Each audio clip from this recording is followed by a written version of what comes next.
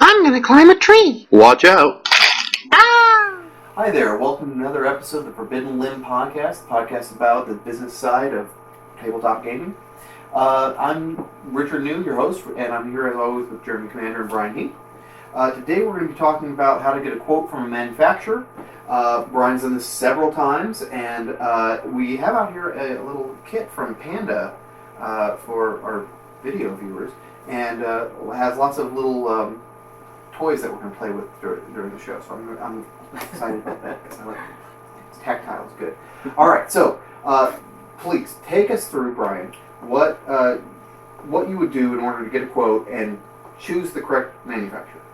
All right, so there are basically 4 steps to this. One is to just figure out what you want to make. So determining the components that are going to be in your game. And so you're going to be doing that during your design, play testing, so that you'll you'll know what the game is about. And then usually the development part, and that's where we can differentiate between design, designing the game, to developing the game. And developing the game is all about taking it from that design, making it possibly fit a brand for a publisher, but also getting the components and figure out what they should look like. Okay.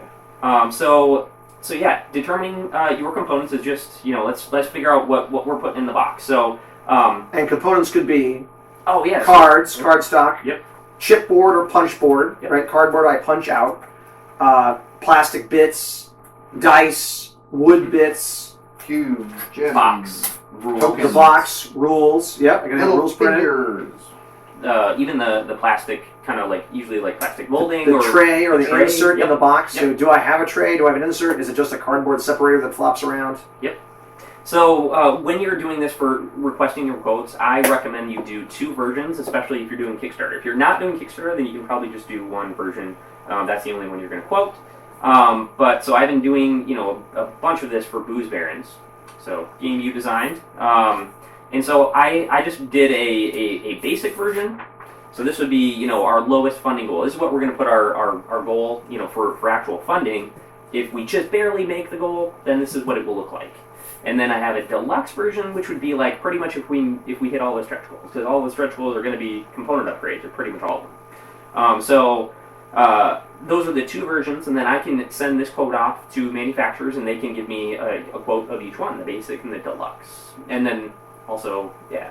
Well, you can save money by making components of lesser quality, and I don't mean to say skimp and make a subpar game, but instead of having tokens for things, can I use cards for them? Can I use, instead of having cubes or something like that, can I use chipboard? Can I do something like that? That's the type of stuff that you're talking about for the basic version versus the deluxe and the... Yeah, if you can make your game all cards, that's probably going to be the cheapest. You can maybe even fit them into a tuck box if you make it 54 cards or less, or 56 or less, but that's going to be the cheapest way to go. And then if you chipboard is a little more expensive than that. It's still pretty cheap. Mm-hmm. And then when you get into wood bits or plastic bits, that starts to cost more. If you get into figures, that gets even more. A lot of people are like, we're going to do minis and add them onto this game. One of our friends, as a stretch goal, added minis to his campaign because it was blowing up big, not realizing you have to pay for injection molding and to build the mold to do a custom little plastic figure, and how expensive that is. That was going to be the most expensive thing, maybe more than everything else put together. And so they go up. Or you can use meeples, and meeples that are painted or stickered are much cheaper than doing actual figures, or a little card in a stand. And for Booze Barons, we were hoping to do some shot glasses where instead of having... I like that idea. Yeah, but I mean, so that's your location indicator. So you're putting, multiple players are putting location, some sort of token on the same spot. So you can just put a shot glass. We thought it'd be really cool. Put a shot glass down there. Put mine on top. Mine's maybe yellow. Yours is red. Yours is blue. And then you can still very clearly see who is at that location. And it was just very thematic. So we thought that was cool. What I'm finding out is that it's very expensive. Nobody has these, a shot glass that is stackable nicely, where you can tell what color each thing is, and also 9 different colors because it plays up to 9 players. Right. So we're having trouble finding any manufacturers that can do it without just doing a custom plastic mold for them, which is going to be expensive. but if we get enough funding, then maybe we can do that. If you go first, you're going to have a hard time finding a manufacturer to manufacture that unique component. Yep. We met some guys at WonderCon that have this unique rotating board with multiple rotating rings, and they're like, we don't know how to get this manufactured because no one's done something exactly like this before, and it'd be very challenging for them to find a manufacturer who says, oh yeah, we can build that. Versus if I stick with components that have been done before, then it's much easier. And that's also why manufacturers like Panda sit on a sample kit like this, like, hey, here's what we already know how to make. If you can build your game out of this, we can make it for you, no sweat. So we can talk about, so you have to be really specific. So when we talk about, that's general components. Now if we get into like cards themselves, you can have different thicknesses of cards.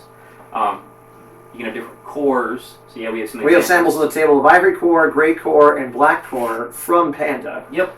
And as a TCG player, I spent many years and many hours shuffling cards and stacking them and sleeving them and de-sleeving them and hours playing with those cards. And I'll say the black core cards hold up the best, and I love them. But the cheaper cards are much cheaper to manufacture, and you can see that even if I decide to print domestically, I think when I was printing stuff through drive-through cards, just in the U.S. short run, I could pay 6 cents a card or like 12 cents a card, depending on the material that I got it printed on, how nice the cardstock was. And you can tell by just touching these. The test that card players like to do is you bend the card, and you see how well it goes back into its shape. And a card with a good core or good stock will go back into its shape very well. And something that's cheaper, you bend it, and then that card is possibly deformed forever, or it creases, and it doesn't have the flexibility to bend and flex. You think like the playing cards you get, like good playing cards, you can flex those and bend those, and they can take quite a beating and still be a card. And if your game requires shuffling, that's something you want it because people are going to arch them, and Yep. But then, like, New Salem has a ton of cards, and if you play with 8 players, you end up with a pretty good sized stack of cards. So we went through some pretty thick cards for New Salem, but it's going to make it a little bit harder to manage.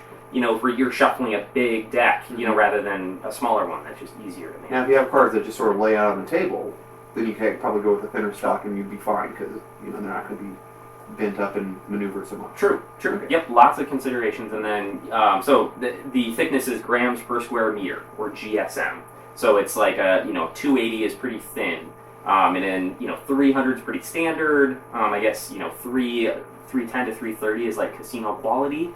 And then you can get even thicker if you want to, but it's going to be a very thick card then. And those casino ones are meant to hold up for a lot of play before they have to be replaced. There's the size too. So you can say, a poker-sized card, you can say a Euro-sized card or a Tarot-sized card, or something more customized. But even when you're asking for quotes, if you say Tarot, they don't necessarily know what that means. That's going to mean one thing to one manufacturer and one thing to another.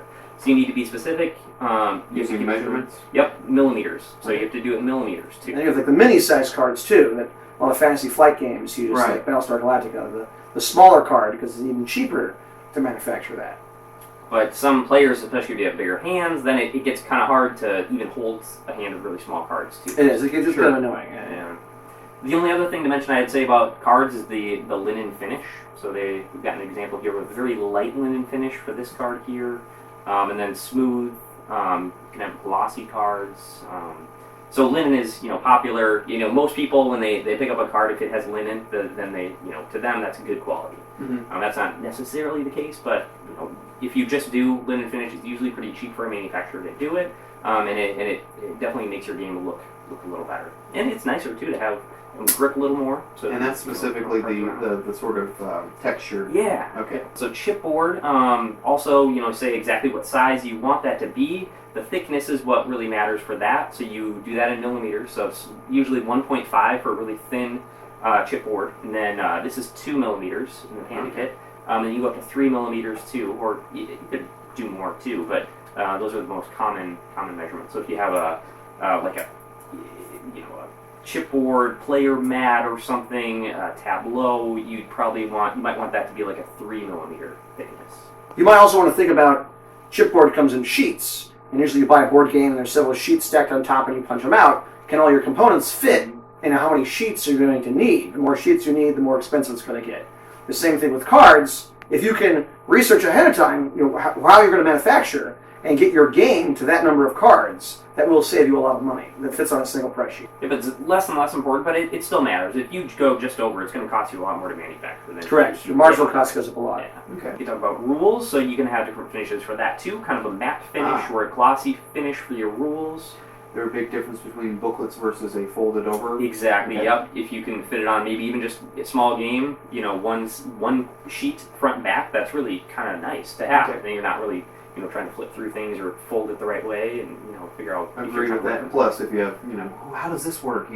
Turning pages for is annoying. So yeah. Having readable rules is important. Mm-hmm. Whether the rule is in color or black and white, and if it's a booklet or fold over, I personally don't care about that. As long as I can read them and understand them. Like, if they're poorly written, but some people like the big thick rule book, like, oh, look at this rule book. And there are people who just love to pour over it and read the sidebars, and it's appealing for some people. For me, I don't give a rip. In fact, I don't even want to read your rules. I want you to have a QR code on the rules that goes to a tutorial video. I can watch the video and not read the rules at all. Would you prefer a rule book that fully explains every aspect of the game, or would you rather have one that sort of gives you the broad strokes and just sort of expects you to fill in some spaces? I like broad strokes. Okay. I know that's not true for everybody. Some people, you got the rules lawyer guy, I've got all the edge cases have got to be in the rule book. I would rather have rules that give me enough to play and answer all the main questions that people ask that come during testing. And for more, for the FAQ, see our website. I'd much rather get out my phone if I have to look up something specifically and go to their website than have this giant book that I'm flipping through and looking for stuff. It also kind of brings up the idea of either a quick play rules or a full rules booklet too. Some games like Catan or some of the more mass market games will have a quick play and then it'll have a full rule book too. Okay. So it kind of hits both needs that you guys are talking about. So now we've selected our components. All We've right. decided what it is that we want. We maybe have two versions, like you do, and have the stretch goals. Okay. Yep. Now what do we do? So now you find your manufacturer that you want to consider for manufacturing with them. So that's going to be, you can find, I would look online for, if you know people who have done this before, ask them, because that's the best thing. But otherwise, everybody's happy to talk about their experience with different manufacturers. You can join Facebook groups, you can read blogs about it. There's a lot of resources that you can go to. Matthew has 2 very good articles on his website about it. Yep. And including listing off different manufacturers that you can contact. Yep. The first one he made. No. Yeah. The first one is the Hitchhiker's Guide to Manufacturers. So that was one he did a little while ago. I think he probably did that a year and a half ago or so. And then the more recent one is the Art of the RFQ, or the Request for Quotes. So when you get your lists of manufacturers, then you can actually request a quote. It's either going to their website and entering it into a form of all the specifications of your game, what you need, how many cards, with the everything that we talked about here. You put that into a web form, send it off, and then somebody from their sales team will come contact you. Or if you can get just an email address of somebody who is on the sales team or just involved with that company, you can usually say, here's my game, here's what I want to make, could I talk to somebody about manufacturing it? Easiest way I found is just to have a spreadsheet. So just have a spreadsheet. I usually have a tab for the basic, tab for the deluxe, and then I just say, here you go. And then it'll usually... And the spreadsheet is all math. It's written out in common measurements. Yep. So if I'm talking to somebody who's in Germany or in China, they can read that and read the standard measurements, read the math, and give me a quote. Yep. And no one likes to read a word problem. So they're making that spreadsheet, extra step for you, going to make your quote process a lot easier. Yep, a lot easier. And then you'll try to get everything right from the beginning, but I almost guarantee that there'll be something that you didn't perfectly clarify. And so as you talk to more manufacturers, you can keep clarifying it, updating that spreadsheet, and then by the time you get a little way through the process, then you have a really good set. Every possible finish and material and size is perfectly laid out. Hopefully you do that all up front, but then you have that and you just send it off. Hopefully you do it all up front. Oh, yeah. Please, yeah. please. Don't make the mistake that 1,000 other people on Kickstarter have made and do component upgrades and not have them priced out ahead of time. So before your Kickstarter launched, you want to know what will it cost if I upgrade to a higher card stock, or I upgrade these cardboard tokens into plastic bits or wooden bits. Do your homework and know that ahead of time so you don't go underwater or fail your Kickstarter or make a giant mess, as many people have done before. How much of this is negotiable? Like in It's your negotiable. Yeah, okay. It's definitely negotiable. Especially if you go with the same manufacturer multiple times. Okay. So that's something where we wanted to just kind of try out different ones. Like I said, we're building that infrastructure of the company. I guess in the last episode where that we want to try out a bunch of different manufacturers, see what the best way to go is, and build kind of that foundation for the company by doing that. But if you go with the same one, yeah, you can get it. Definitely get a deal. The trust goes both ways. They know that you're gonna be able to pay them and have no problem with that, and and then the publisher knows that they're gonna. It wasn't a headache on their side. Yeah. Or I'm gonna change this up. Yep. And we've already passed that. We can't. Yeah. Yeah. Okay. Especially things like getting extra components. You're going to make your game. You're going to have people with a card that is damaged in some way. And How does that work? Do you just get a pile of extra stuff, or do you have to start cannibalizing? Well, if you have just a card game, you probably won't get anything extra. You could probably ask for it though. But otherwise, you just open up a copy when you need a single card. Use it and then kind of put that somewhere as your your spares, and you'll have to open probably a few copies of that to make sure to get everything they need if they need a replacement card. Okay. But if you go with some more components, then they'll usually give you a big kit or box of extra components that you can use. Spare cubes and chipboard and stuff. Yep. Okay. I've been told by other designers and publishers that they use this manufacturer, and they like this manufacturer, and over time, as that manufacturer gets bigger or gets more business or more demand, and because the board game market is growing, then the cost of that manufacturer goes up, they get more expensive, or they get backlogged. Their prices stay the same. You asked about negotiable. But they go, oh yeah, we can't print anything for 6 months because we have this big backlog of orders and customers that are waiting for print jobs. And so I hear from a lot of smaller publishers, they're always looking for new manufacturers, either because they're looking for a better deal or looking for one that isn't backlogged and they can get their game printed and shipped faster and not have to wait in the queue behind a bunch of other guys. So it's definitely a good thing that these companies are coming out and trying to join in the market. If you're good thing for game designers anyway. It is. And if you were starting out, Panda's a good option because they're going to talk to China for you, right? And they are going to help you, walk you through the process when you don't really know what you're doing. You're doing your first game and help prevent making some mistakes. But I also have tons of designers tell me, well, hey, I used Panda for my first game. I don't think I'm going to use them for my second game because they're backlogged or because they're a little more expensive than these other guys I found. So if you're like, I don't know what to do, I'm so confused, Panda's a good choice. They have a good reputation in the industry. They'll help you out getting through that process. But there are lots of other guys to choose from and more coming online all the time. You can be confident in their quality. That's confident one in quality. Of the biggest things you get with Panda. So we're asking for quotes. How many units do you want? Usually the MOQ or minimum order quantity is 1,500 is a pretty common number. There are ways to get smaller ones, especially if you're just talking about cards. And so how many copies do you want? And then do you want them all printed in English? Do you want to try to do multiple languages at the same time? So you can work with a publisher out there, so we'll publish in the US, but you talk to somebody else who wants to publish in China. You could print both the Chinese copies and the English copies at the same time to save some money on manufacturing. So that's an option you can explore if you are able to reach out to some of those. And as a designer, if you can design your game to have language independent components, so that when you are printing, exactly. Instead of having a card that says "move to the airport," it's just a little arrow and an airplane.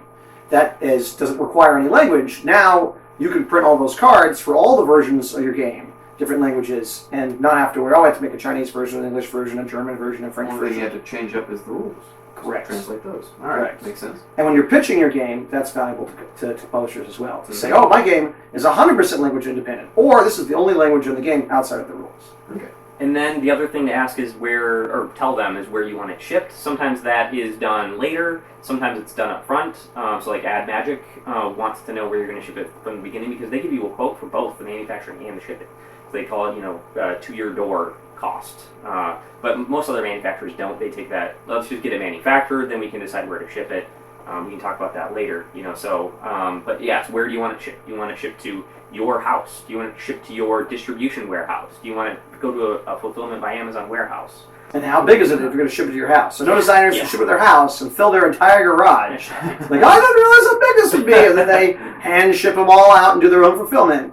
And other guys like, no, we're shipping it to Amazon Fulfillment, and we're shipping it to this fulfillment company like PSI, and they're going to do it for us. Now you got your quotes from all these different manufacturers. This might take a few weeks to actually get, you're going to go back and forth about what did you mean by this size, what kind of, here are options for card quality. No matter how thorough you think you are, there's always going to be something. Yeah, well, I'm surprised. I can offer you this as well. Yeah. Okay. Yep. So make your decision. So there's four main criteria that are going to be kind of the determining factors for whether I go with this manufacturer or another one. So location. Are they in the U.S., China, Europe? Where is your warehouse? So where you can have all these shipped, because you can save a bunch of money if you manufacture near your warehouse. Mm-hmm. Are you going to go to different warehouses? Are you going to have kind of do the Stonemaier Games worldwide shipping, where you're going to ship it to a whole bunch of fulfillment centers, Amazon fulfillment centers around the world? We're shipping in one place. The location, customer service, that's important. How quick are they to respond when you ask them a question? Are they just, every time you ask a question, let's go, hold on, I'll let you know, I got to go back to the plant, and, they're, when they get around answering your email, and then they send an email off to the plant in, China or wherever, then in their time zone, then they have to get around answering to that email, get it back to them. So this is if you're using, kind of a broker manufacturer, like a Panda or an AdMagic, and you're not working with a manufacturer directly. What do you expect as far as customer service goes for a response time? It really depends. The good ones are, 2 days. Okay. The bad ones are a week, maybe even longer to go back and forth. And it gets really frustrating and really adds up. Flexibility, so can they make what you need? If you have a custom component, if you need miniatures in your game, can this manufacturer, maybe they're more of a card manufacturer, they might not be able to manufacture all the components you need. So that's something just you need to make sure whoever you choose can actually do what you need them to do. Okay. Pretty simple one. And then it's quality. So they'll usually give you a failure rate in their manufacturing process of how many units will have some sort of defect in them. But so that's the replacement that you do later on. It could, yeah. Well, usually, yeah. So I would then, if I have a whole bunch of copies with the defect in them, now I'm going to have to figure out a way, either do it myself or find some way to send out these replacement components, and that takes a lot of my time. But the best thing to do is to check with other people who have used them in the past and said, how many missing components did you have? How did the experience work? Really, with all research. Yeah. Okay. And if I wanted to have other people to ask, hey, what printers and manufacturers have you used? Where might I go to find these people? BGG, so BoardGameGeek.com, you can go there, there's a ton of Facebook groups. That's one of the best resources that I've seen. I know you're not a big Facebook person, but I'm not. You can go there also. So there's a lot of different communities. Build up that network on Twitter, on other social media, so that you can get to know people, and then you can ask them these types of questions. Go to the conventions, meet them in person. Yeah. That's a really good. Convention, or you could go to your local Protospiel or Unpub event and talk to other designers like you in the same boat. Well, thank you guys for joining us today. Thank you guys for joining me today. Today we've been talking about how to go about getting a quote for your manufacturing. If you want to give us any topics you'd like us to talk about, or if you want to just tell us what you thought about the episode today, you can leave your comments in the comment section below, or you can go to BoardGameGeek.com and search for The Forbidden Limb. We have a website page there as well. Until next time, I'll see you guys across the table someday.